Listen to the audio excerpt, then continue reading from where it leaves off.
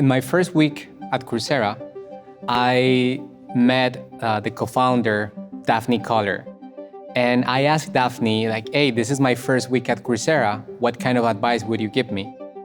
And she said, Mario, you should find your own North Star.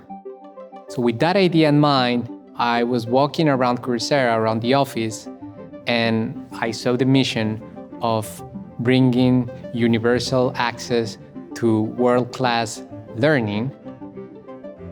And I started thinking, I want to do this, but for Latin America, which is the region that I am from and the region that I love.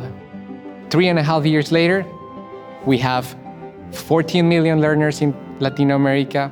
We have a growing business. We have a team. Having that conversation not only changed my life, but ended up probably transforming the life of millions of people in the region that I love.